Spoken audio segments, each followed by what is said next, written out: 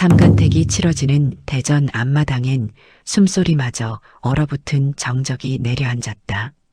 칼바람이 비단 치맛자락을 핥히는 사이 대왕 대비의 시선은 오직 한 사내의 손목에 꽂혀 있었다. 거친 삼배소매 아래 10여 년 전 끊어졌던 왕실의 명줄처럼 기이한 매듭 자국이 선명했다. 대비가 손을 들어 사내를 가리켰다. 이 아이의 피가 어디서 왔는지 오늘 이 자리에서 기어이 끝을 보겠다. 안녕하세요. 야담야담에 오신 걸 진심으로 환영합니다. 이야기가 마음에 드신다면 구독과 좋아요로 응원해주시면 정말 감사하겠습니다. 여러분의 작은 관심 하나하나가 제게는 정말 큰 힘이 되고 있어요. 댓글로 어디서 들어주시는지 남겨주시면 한 분 한 분 감사한 마음으로 인사드릴게요. 늘 함께 해주셔서 감사드립니다. 그럼 지금부터 야담야담 시작하겠습니다. 숙종 말년의 한양장터는 흉년의 끝자락을 물고 늘어지는 가난의 악취로 가득했다.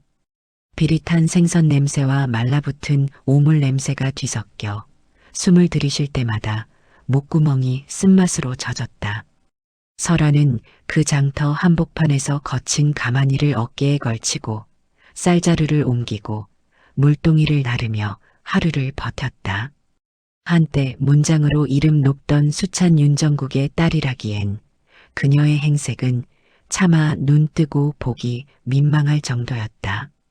햇볕에 그을려 거칠어진 살결과 흙탕물이 튄 쪽빛이 많은 고단한 처지를 대변했으나 설아의 눈동자만큼은 시장통의 그 어떤 보석보다 또렷했다.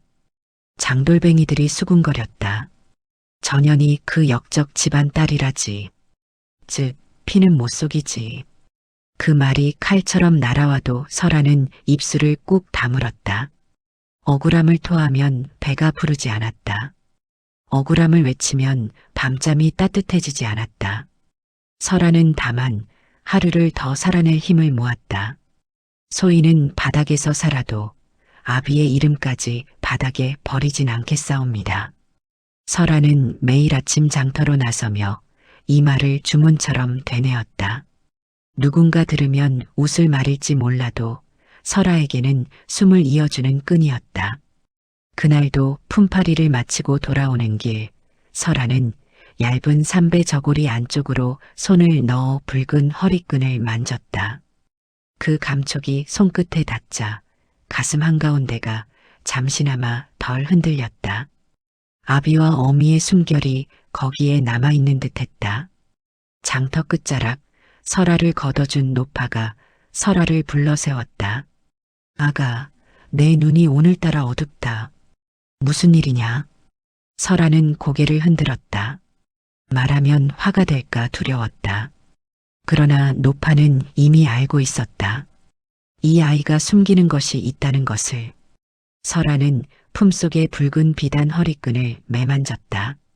그것은 아비가 영모 누명을 쓰고 끌려가던 날 어미가 설아의 손에 쥐어준 유일한 유품이었다.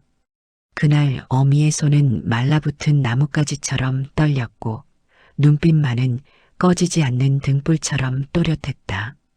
이 끈은 내 아비가 마지막으로 남긴 길이다. 함부로 풀지 말거라. 왜요? 풀면 사람들이 본다. 사람들이 보면 죽는다. 설아는 그 말을 한참 뒤에야 이해했다. 이 동네에는 오래된 금기가 있었기 때문이다.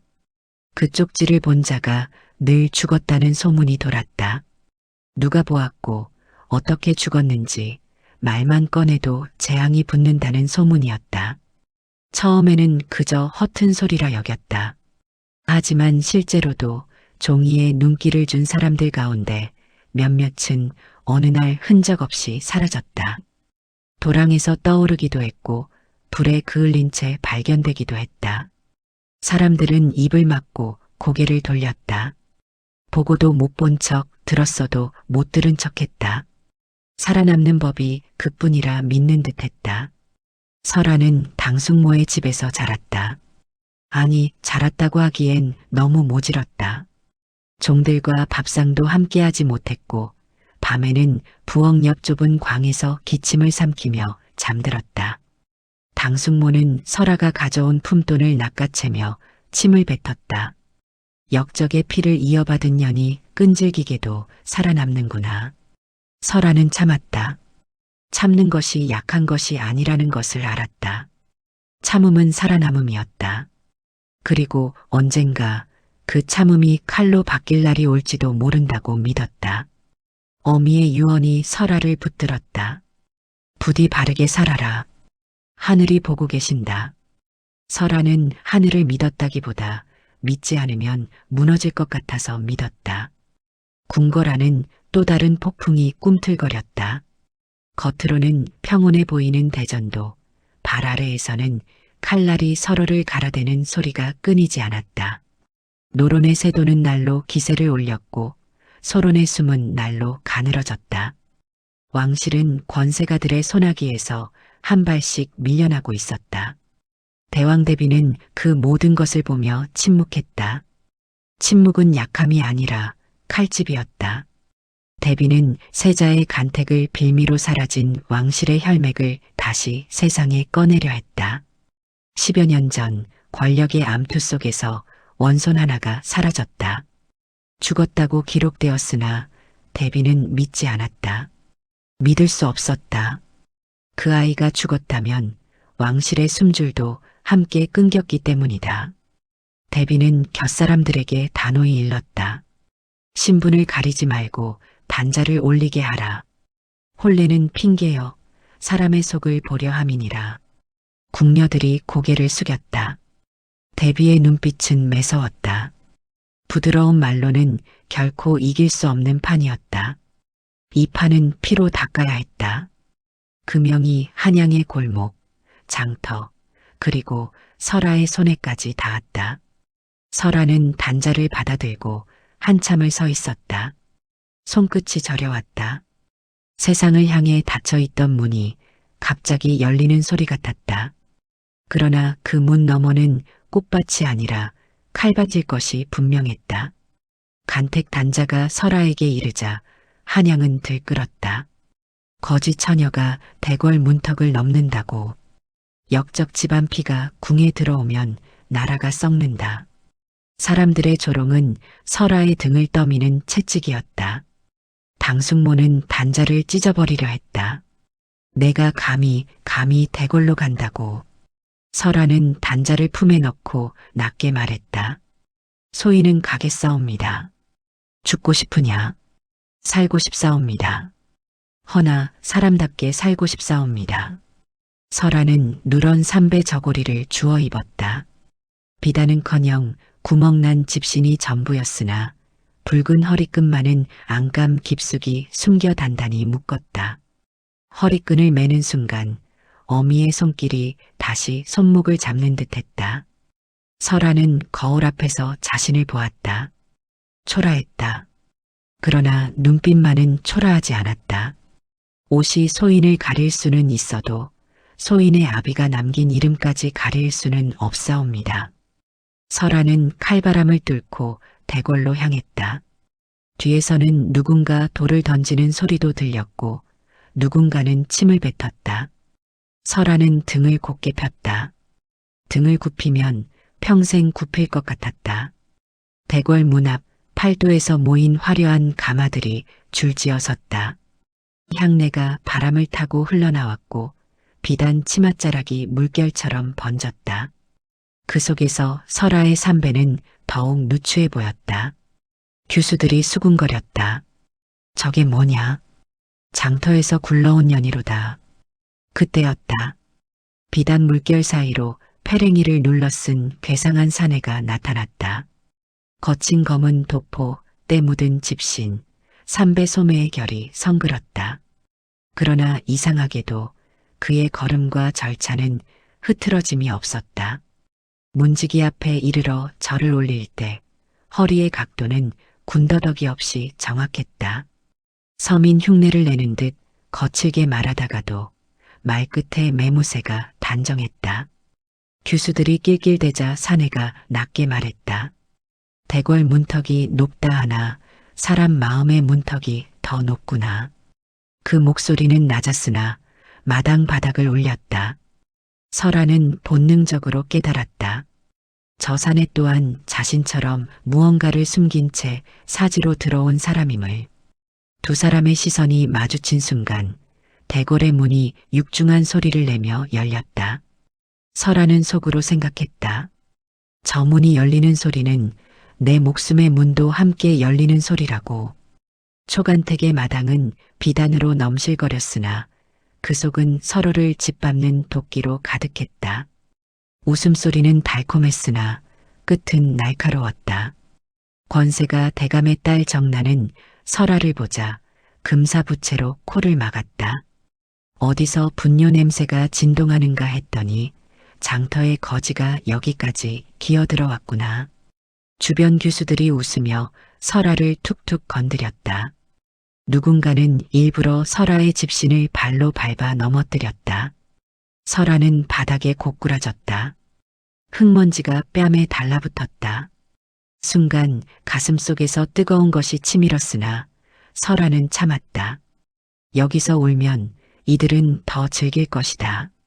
여기서 소리치면 설아는 바로 무례한 년이 된다.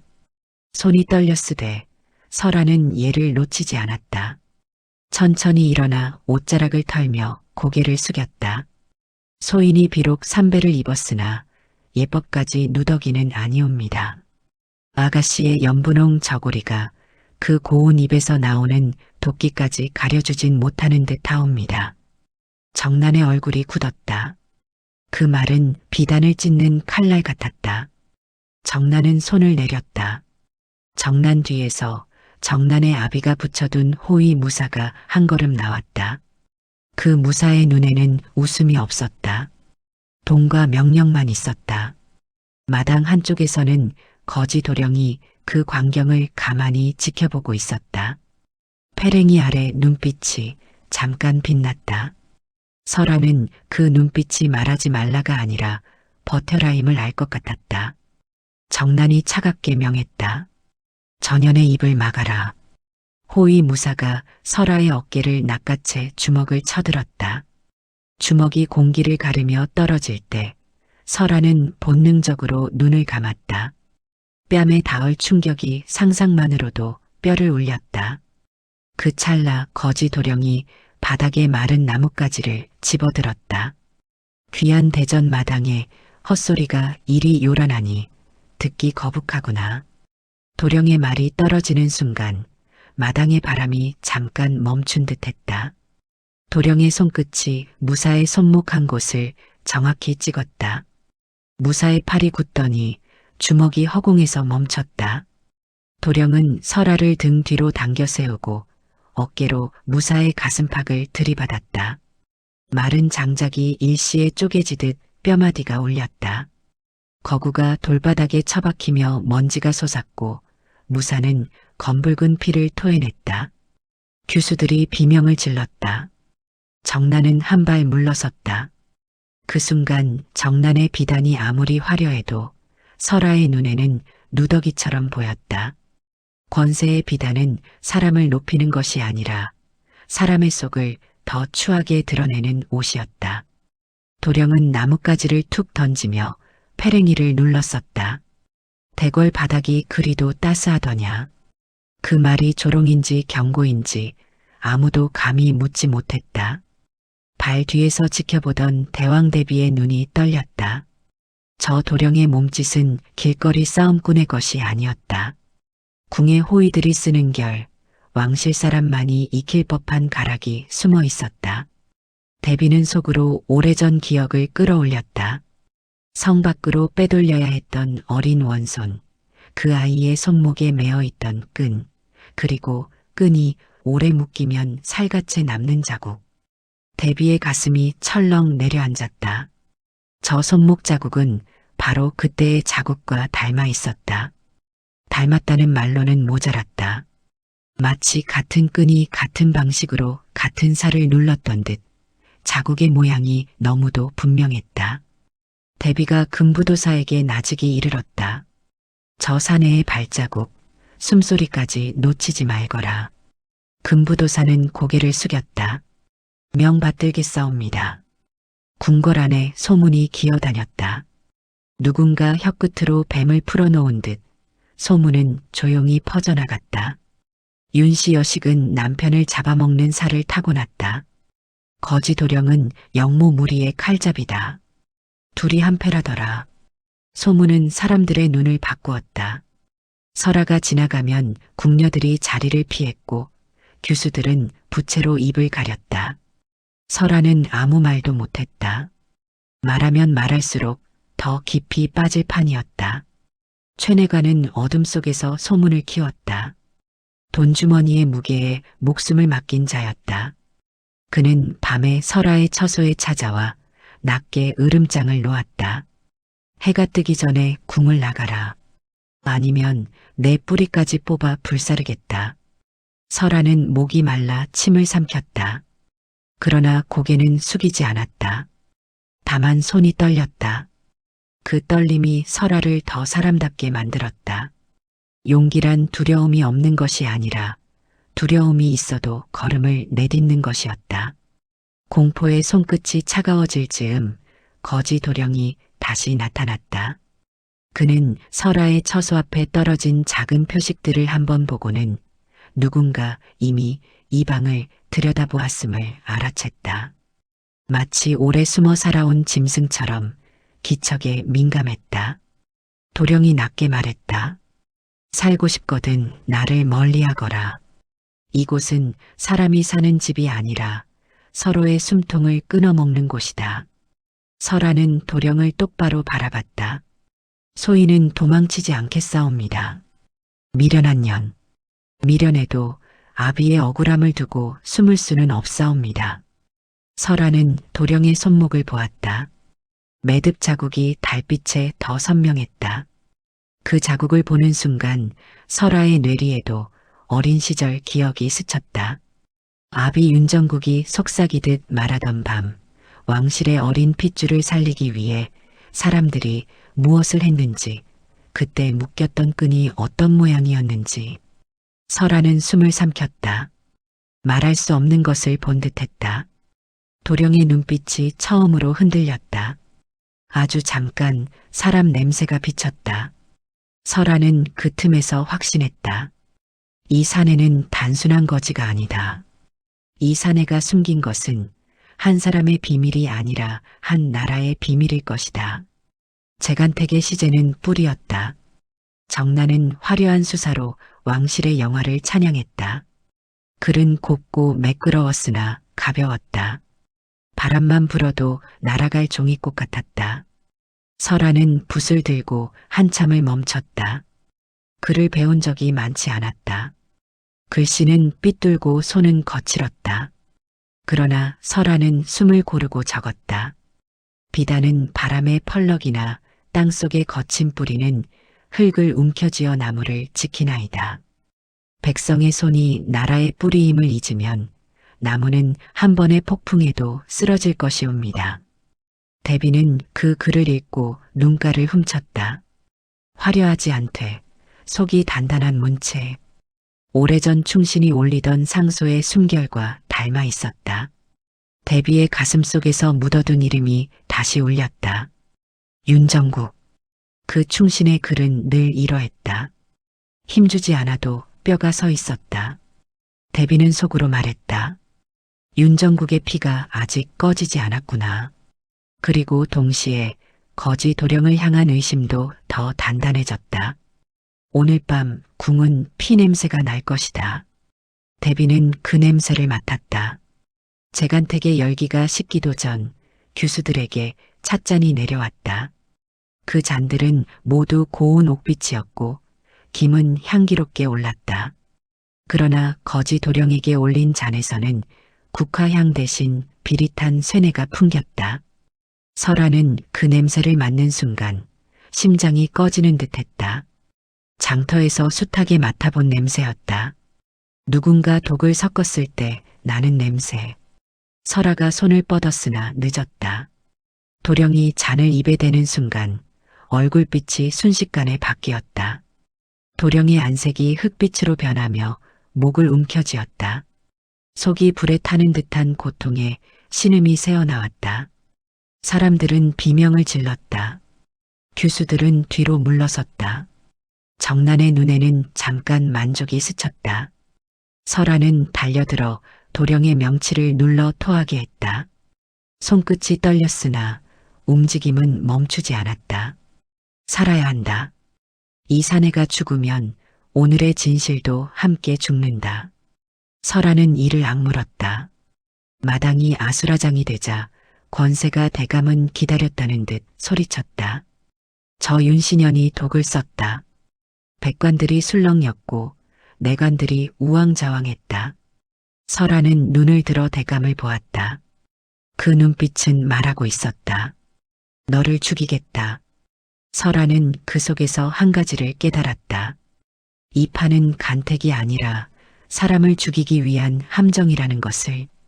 그리고 그 함정의 바닥에는 오래전 윤정국의 죽음과 같은 냄새가 깔려 있었다.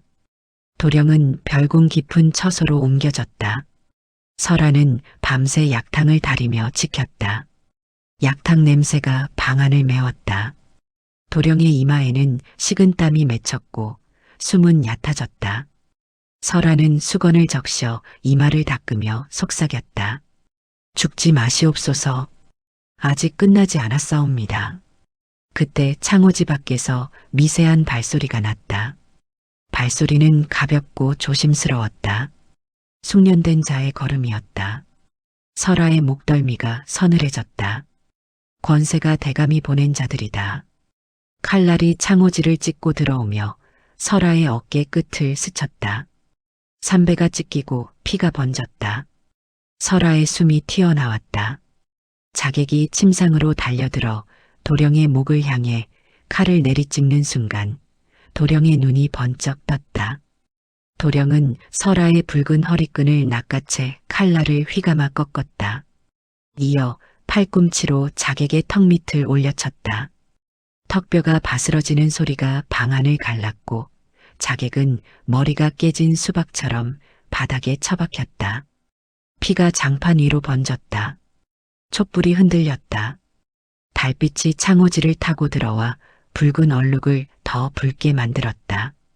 밖에서 호위군의 발소리가 들리자 남은 자객들이 어둠 속으로 흩어졌다. 도령은 숨을 몰아쉬며 설아를 감쌌다. 겁내지 마라. 이 몸이 부서져도 너를 먼저 보내지는 않겠다. 설아는 그 말에 순간 눈물이 날 뻔했다. 무섭지 않아서가 아니라 무서운 와중에도 누군가의 말이 방패가 되어 주었기 때문이다. 도령은 설아에게 낮게 고백했다. 숨이 가쁘고 목소리가 갈라졌으나 말은 또렷했다. 나는 세자라 불리는 이의 그림자다. 세자의 목숨을 노리는 칼이 많아 대신 맞아 죽을 사람으로 길러졌다. 설아의 눈이 흔들렸다. 허나 내 핏줄은 대비마마의 잃어버린 손자 그쪽에 닿아 있다. 설아는 말문이 막혔다. 패랭이 아래 숨겨진 얼굴이 갑자기 낯설게 보였다. 이 사내가 짊어진 무게가 단순한 비밀이 아니라는 것을 피비린내 나는 밤이 증명했다. 도령은 손목을 들어 보였다. 그 매듭 자국이 달빛에 드러났다. 이 자국은 어릴 적 살아남으라며 묶어둔 끈의 흔적이다. 끊어졌으나 살에는 남았지. 설아는 붉은 허리끈을 만졌다. 자신이 지닌 끈도 누군가를 살리기 위한 끈이었음을 깨달았다. 최내관이 설아의 약점을 움켜쥐었다. 장터에서 설아를 거둔 노파를 잡아 인질로 삼은 것이다. 궁 밖의 어두운 골목에서 노파의 손목이 결박된 채 떨고 있었다. 최내관이 웃으며 말했다. 그 끈을 내놓고 입을 다물어라. 아니면 그 늙은이를 먼저 보내겠다. 설아의 눈앞이 캄캄해졌다. 노파는 설아에게 어미 같은 사람이었다. 굶어 죽지 말라고 밥을 떠주고 추위에 떨지 말라고 헌 이불을 덮어준 사람이다. 설아는 밤새 떨었다. 도령의 창백한 얼굴과 노파의 주름진 손이 번갈아 떠올랐다. 손끝은 차가워지고 입술은 마르고 숨은 짧아졌다. 그때 설아의 머릿속에 다시금 그 금기가 떠올랐다. 그 쪽지를 본 자가 늘 죽었다는 소문. 그 말은 곧 이 종이가 세상에 나오면 피가 비 오듯 쏟아질 수 있음을 뜻했다. 그러니 사람들은 숨겼고 숨기며 살아남았다. 그러나 설아는 생각했다. 살아남는 것이 다가 아니라고. 억울함을 삼키고 숨는 삶은 죽지 않았을 뿐 죽은 삶이라고. 설아는 무릎을 꿇고 하늘을 올려다보았다. 아비, 어미, 소희는 어디로 가야 하옵니까? 대답은 없었다. 다만 바람이 찼다. 그 바람이 설아의 뺨을 때리며 말하는 듯했다. 내가 정한 길로 가라. 삼간택 전날 밤 대궐은 폭풍 전 바다처럼 고요했다. 웃음도 발소리도 기침도 줄었다. 사람들은 모두 알고 있었다. 내일 누군가가 죽거나 누군가가 몰락할 것이라는 것을. 간택이란 원래 피비린내 없는 전쟁이었다. 그리고 이번에는 피비린내가 실제로 날 것 같았다. 권세가 대감은 설아를 역모로 몰 서신을 꾸몄고 거지 도령을 역적의 잔당으로 몰 증거를 준비했다. 최내관은 불안에 떨면서도 손을 멈추지 않았다. 돈줄이 끊기면 자신도 끝이라는 것을 알았다. 한편 대비는 움직이지 않는 듯 보였으나 물밑에서 칼을 갈았다. 대비는 금부도사를 불러 명했다. 내일 이 판을 뒤집을 증거를 가져오너라. 누가 울든 누가 빌든 멈추지 말라. 금부도사는 고개를 숙였다. 명받들겠사옵니다. 설아는 붉은 허리끈을 쥐고 결심했다. 내일 이 종이가 세상 밖으로 나오면 자신이 불길 속으로 뛰어드는 나방이 되더라도 물러서지 않겠다고. 설아는 자기 손을 내려다보았다. 거칠고 굳은 살이 박힌 손. 이 손으로도 하늘을 붙들 수 있을까? 설아는 스스로에게 답했다. 붙들지 못해도 붙드는 척이라도 해야 한다고. 설아는 허리끈 안감을 뜯어냈다. 손톱이 갈라지고 피가 배어나왔다. 그러나 멈추지 않았다.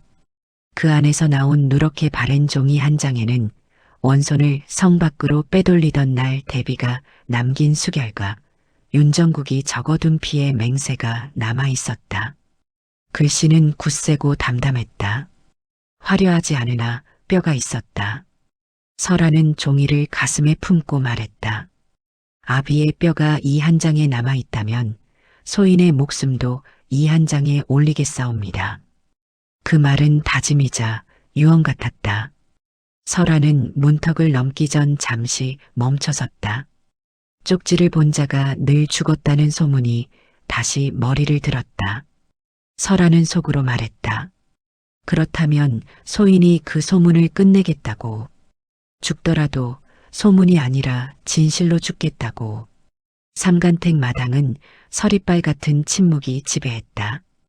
교수들은 숨을 삼켰고 백관들은 눈치를 재며 입술을 다물었다. 대감은 자신만만한 얼굴로 서 있었고 정난은 고개를 높이 들었다. 그들의 눈에는 승리가 이미 손에 잡힌 듯했다. 권세가 대감이 설아의 멱살을 잡으려 손을 뻗는 찰나 거지 도령이 손목을 낚아챘다. 마른 장작이 부러지듯 뼈마디가 울렸다. 대감의 얼굴이 일그러졌다. 그 순간 설아는 품속에서 누런 종이를 꺼내 높이 들었다. 손이 떨렸으나 종이는 떨리지 않았다. 이것이 당신이 숨겨온 죄악의 증거이옵니다. 대비의 수결이 찍힌 족보 쪽이 햇살 아래 드러나자 마당의 숨이 뒤집혔다. 바람이 한 번 휙 지나갔고 비단 치맛자락이 파도처럼 흔들렸다. 금부도사들이 칼을 뽑아들며 권세가의 사람들을 포박했다. 대감은 바닥에 엎드려 비굴하게 대비 쪽으로 기어갔다. 방금 전까지 세상을 소나기에 쥔 듯하던 자의 꼴이 아니었다. 대비마마 소인은 나라를 위해 어쩔 수 없었사옵니다. 그는 자기 죄는 숨기고 남 탓만 늘어놓으며 최내관을 발로 찼다. 최내관 또한 머리를 찌으며 울부짖었다. 소인은 시킨 대로 했을 뿐이옵니다. 정나는 넋이 나가 비명을 질렀다. 그 비명은 비단옷의 아랫자락에 감춰둔 속살을 드러내는 소리였다. 추하고 약하고 비겁했다. 대왕대비가 천천히 일어섰다. 그 눈에는 분노와 회한이 함께 서려 있었다. 살려달라 비는 그 입으로 충신을 죽였느냐. 대비의 한마디가 칼이 되어 떨어졌다. 삭탈, 가산몰수, 유배, 곤장, 그리고 간택을 모독한 죄로 영구배제. 금부도사들이 대감과 최내관을 끌어내자 마당이 물결치듯 웅성거렸다. 대감은 끌려가며 소리쳤으나 그 소리는 돌담에 부딪혀 부서졌다. 설하는 하늘을 올려다보았다. 십수의 억울함이 피비린내 나는 한순간에 갈라져 흩어졌다. 설하의 눈가에 뜨거운 것이 맺혔다. 울음이 아니라 오래 묶였던 숨이 풀리는 느낌이었다. 폭풍이 지나간 뒤 도령은 남빛 달령을 입고 원손의 자리를 되찾았다. 그러나 설하 앞에서는 패랭이 아래 숨겨둔 눈빛으로 돌아왔다. 도령은 조용히 설하의 붉은 허리끈을 받아들었다. 피와 땀이 배어 있어도 끈은 끊어지지 않았다. 너는 역적의 딸이 아니다. 충신의 여식이다. 설하는 무릎을 꿇지 않고 조용히 손을 맞잡았다. 소인이 바란 것은 자리 하나가 아니옵니다. 아비의 이름이 하늘 아래 바로 서는 것이옵니다. 도령은 설하의 허리에 붉은 끈을 다시 메어주었다. 매듭을 짓는 손길이 이상하게도 조심스러웠다. 내가 가는 길에 내 심장을 놓아 지키겠다. 설하는 그 말을 듣고 비로소 가슴이 내려앉았다. 살아남았다는 안도감이 아니라 함께 살아갈 무게가 찾아오는 느낌이었다. 설하는 세자빈이 되었다. 삼배옷 입던 처자가 비단옷을 입었으되 눈빛은 한치도 흐려지지 않았다. 설하는 궁의 높은 자리에서 오히려 더 낮은 곳을 보았다. 굶주린 백성의 손, 억울한 자의 눈, 추위에 떠는 아이의 발. 설하는 그들의 사정을 살폈다. 아비가 당한 누명 같은 일이 다시는 생기지 않게 하려 했다. 사람들은 말했다. 하늘은 숨겨도 알고 덕은 옷이 아니라 마음에 있다고. 또한 악을 저지른 자는 비단옷을 입고 있어도 끝내 구더기처럼 드러난다고. 진실은 십수해를 묻혀도 끝내 싹을 틔웁니다. 오늘 여러분은 어떤 마음을 품고 계십니까? 이 야담이 속을 시원케 하였다면 구독과 좋아요로 다음 이야기의 불씨를 지펴주시옵소서.